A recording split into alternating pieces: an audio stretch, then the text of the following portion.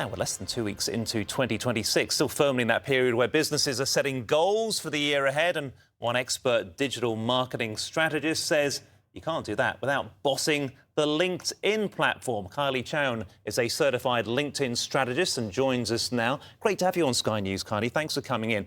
Social media marketing's been a staple of businesses for years now. But why do you think LinkedIn is the crucial platform at the moment? Yeah, thanks, Alex. It's really great to be here with you this morning. Now more than ever, I think LinkedIn is really the place where businesses need to be. For the last 15 years, I've worked with businesses, originally started working in the career and professional space. And at that time, LinkedIn was really about job seekers and that career space. But over the last 15 years, we've really seen it come to life in business. And now more than ever, we're seeing that businesses really need to be on LinkedIn to grow their presence, to grow their profile.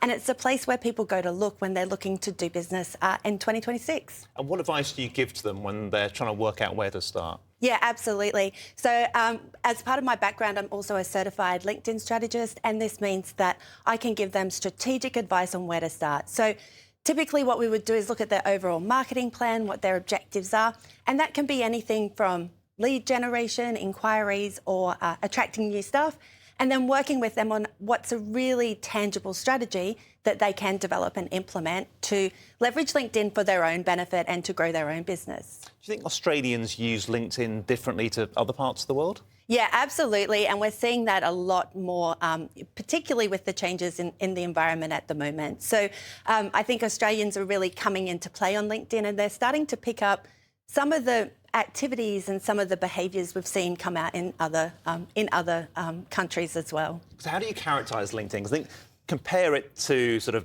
Instagram or TikTok or Snapchat. You know, it's kind of been, I don't know, the stuffier older aunt, if you like, in the room. But do you think that's changing a bit, or particularly, as you say, with the recent social media ban for teens, that's had an impact on a platform like LinkedIn? Yeah, absolutely. I think for businesses, LinkedIn is really the platform they need to be. And if we look at other social media platforms, the user behaviour is really different. So if someone is on another platform, they typically go there for micro moments. So they'll go for shorter amounts of time, more frequently during the day. When people go to LinkedIn, they go with a different intention and they go with a different thought process. So they're going to learn about their business. They're going to learn about their network.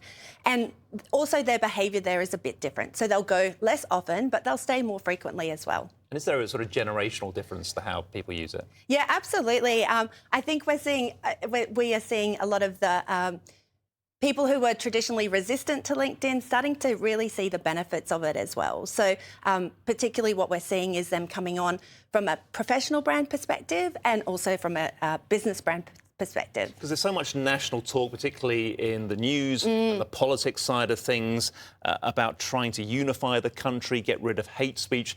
And when I use it, I often see people posting quite emotional stuff that they never used to. That used to be a sort of Facebook thing. Yeah, absolutely. And I think that's a really great point, because what we need to consider there as well is employees having a social media policy. So if you've got your corporate teams, if you've got your businesses on LinkedIn, because of how it's set up, you're connected to your company page. And so any of that activity reflects really strongly back to the employer. So it's really important that businesses, small businesses, medium businesses, and even the large corporates have a social media policy around that. So it's guiding how people and giving some direction and guidance. So not necessarily shy away from it, but just make sure the messaging is consistent. Yeah, absolutely. And just supporting people in knowing what they can and can't do, what's acceptable, what's not acceptable. OK, really fascinating stuff. Best of luck this year for you and for all of us, Kylie Chown. Great, thank you so much. Expert there. Thank you, Kylie.